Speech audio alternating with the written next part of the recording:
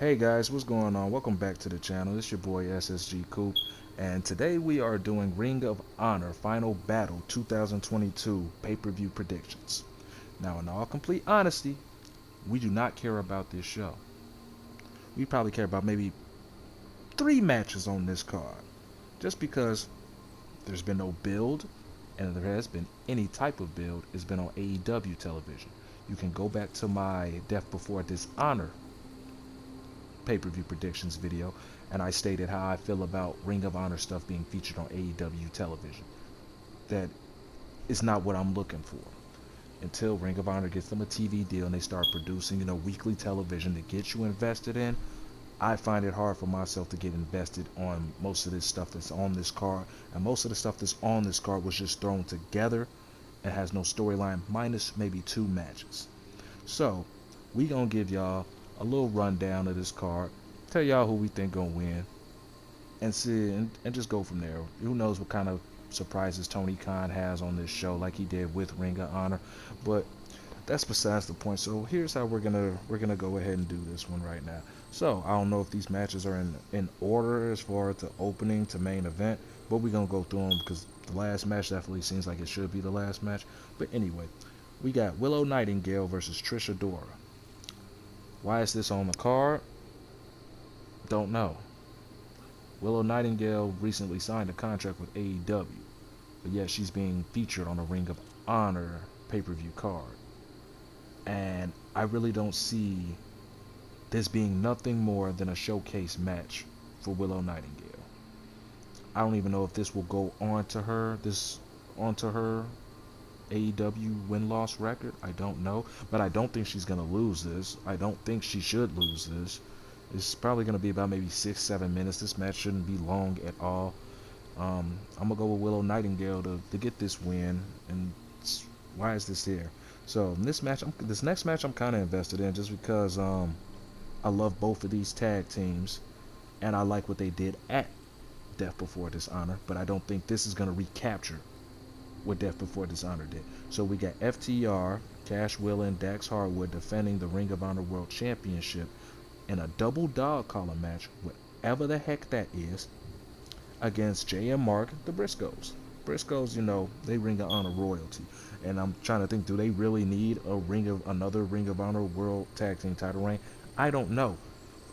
I can't even really call who's gonna win this match, just for the simple fact I don't know what the heck a double dog collar match is. How is this? How does this work?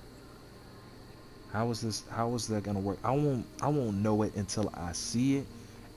And I don't know, and I don't know, FTR, they don't have any momentum right now because they just lost clean to the Acclaimed when they were battling for the AEW World Tag Team titles. And I don't know, I would be very confused if FTR does retain these titles, but I wouldn't be mad at it. But at the same time, their momentum is stifled. They just lost clean. I'm really 50-50 on that one. I don't know. Do Jay and Mark need another title reign? Who knows? And is this where we start to see a small decline and change in the FTR? Is this where they start losing their tag team titles? Because they got 3 sets of championships. Is this where it starts and they lose? And since they lost at an attempt at the AEW tag team titles, does that momentum carry on into this pay-per-view and they lose the Ring of Honor World Tag Team titles against the Briscoes? I don't know, but I'm gonna go with FTR to retain. This match should be really fun, but a double dog collar match seems like it's more of the Briscoes style as opposed to FTR. But I'm not gonna say this is gonna be a bad match whatsoever. This could very well be match of the night right here.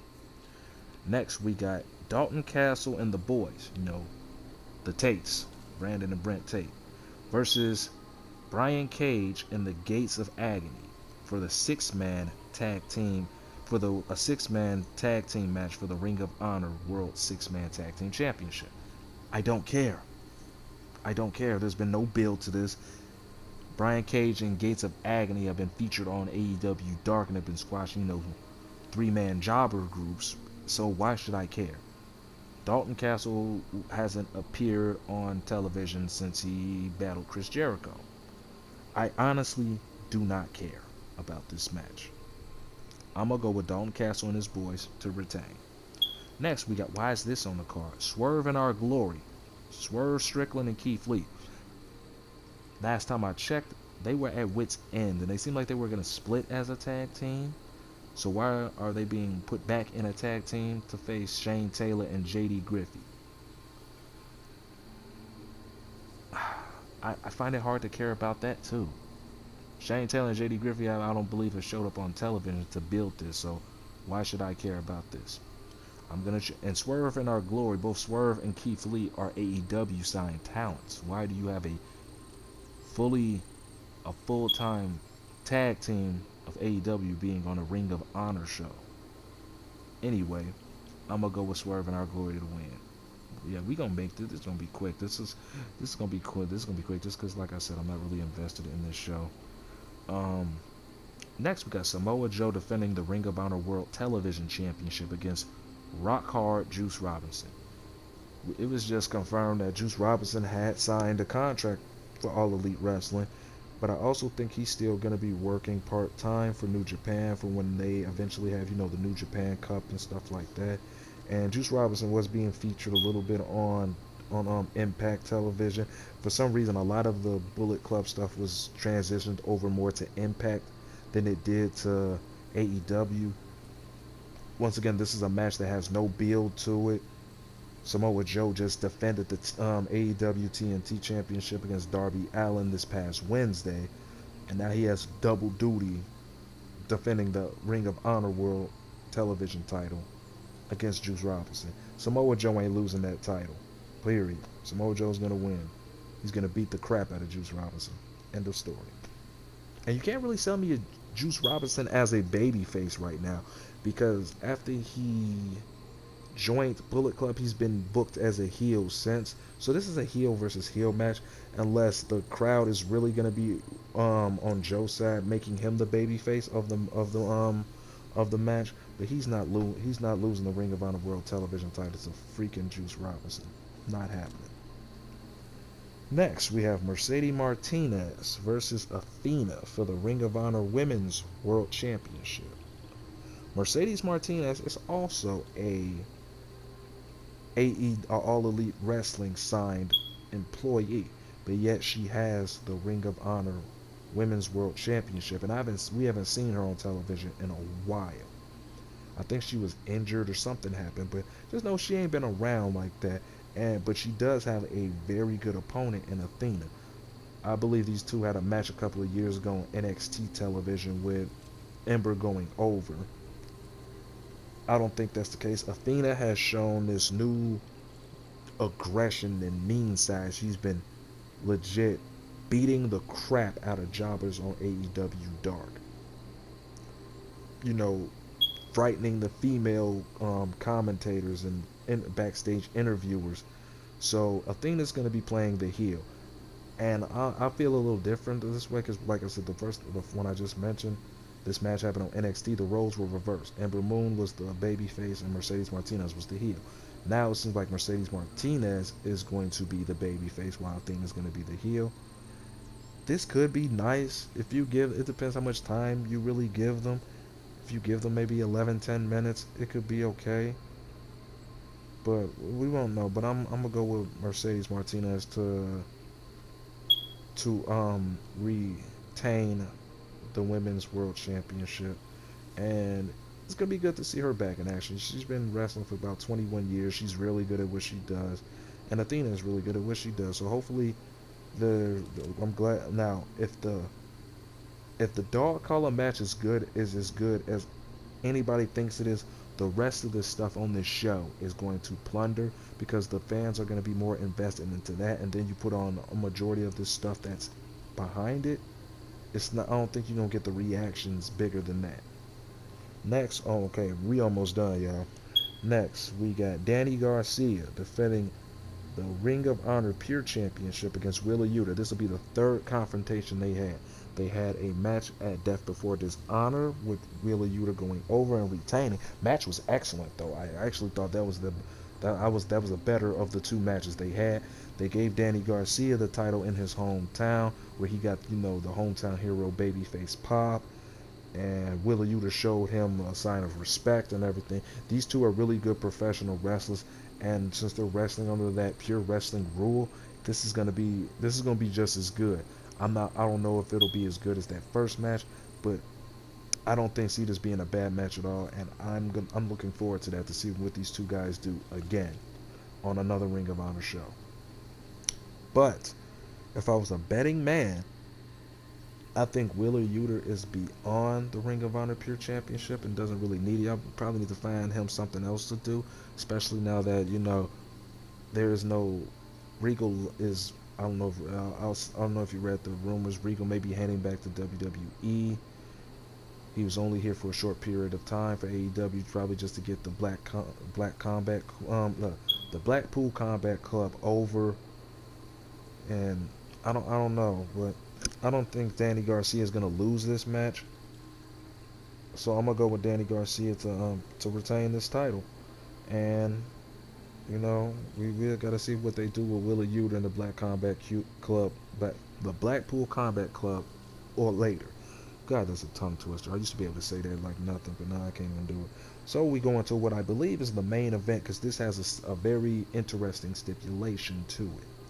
Now that Regal's gone, we could very well see the fall and split of the Blackpool Combat Club. So we got one of the greatest of all time, the Ocho, the Wizard, Lionheart, whatever you want to call him, Chris Jericho, defending the Ring of Honor World Championship against Claudio Castagnoli. Condition is this: if Castagnoli loses to Jericho, he must join the Jericho Appreciation Society. That's a big stipulation, because you got to think about, like this. As much as I love Claudio Castagnoli, I think he's one of the best professional wrestlers any company can have working for them. He doesn't really need the Ring of Honor World Championship. He shouldn't even be on this show. He should be, performing in a singles capacity on Dynamite, on Rampage, ranking wins up, so he can be in a AEW championship contendership as opposed to this. But he is a Ring of Honor OG, and it is like, I understand why he wants the title, but he doesn't need it. Chris Jericho is basically trying to tear down everything Ring of Honor was. Now, if Chris Jericho beats Castagnoli, he he gets a new member. And what if they play that off as they turn Claudio Castagnoli into like his water boy or towel boy, or just make him just seem like the real background player for the JSA, where he has to take orders from them and put up with a whole bunch of bull crap. It could be interesting to see, just to see who steps up to fight for Claudio's freedom from this group. But I don't expect Claudio to win this match. The match is going to be fun. It's gonna be probably, if not the second, maybe third, but that's the third best match on the card, because I think the Pure Championship and the World Tag Team Championship are going to be the best matches on the show. But this is probably going to be right behind it. It's going to be fun, but I got Chris Jericho retaining. If you haven't noticed, I chose all the champions to retain for this show. I don't expect any new champions unless they take a swerve and the Briscoes do beat FTR in this dog collar match. But that's Ring of Honor Final Battle 2022, y'all. Like I said, I'm sorry if I sound a little dry about the show. It's just, how can you not be dry about this show when there's been no good build for it, minus the two matches minus the two main events. We gonna see what happens. We probably will not watch this show. We probably just look at a recap or a review just to see if we got our predictions right, and to see if any other surprises happen. Knowing Tony Khan, who knows what he may have in store, who might show up in the end of a show like this. So we just gotta have to wait and see. But hey, those are my eight picks for all 8 matches. If they announce any other matches tomorrow, which I don't think they should, I'll give you my little thought on that. If I do end up watching the show when I come back home from work tomorrow, I'll try to give y'all a quick review about what I saw and what went down. But I'm gonna have to really be in the spirit to do this because this in general doesn't. It's just there. It's the last Ring of Honor show of the year, and hopefully going into 2023, Tony Khan can get somebody to get Ring of Honor a TV deal, especially when you got Chris Jericho as your world champion, who is a rating grabber, who is automatic. You got must see. So we're gonna have to see, and that's our 2000 and that's our final battle 2022 predictions video, y'all. So if you know a diehard of one of those real diehard of Ring of Honor, you've been watching Ring of Honor ever since for the last 20 years, and you happen to see this video, hit that thumbs up on this. Put in the comment section on what you think is gonna happen in the show. If it's anything else wrestling related you would like me to cover, also put that in the comment section below, and I'll see if I can get that out to you. But that's it for Ring of Honor, y'all. We also got our NXT Deadline pay-per-view predictions coming up, so y'all stay tuned for that. And we gonna get at y'all later. I'm SSG Coop, y'all. Hit that subscribe button for more content, and I got you. Everybody have a good evening. Later, y'all. Peace.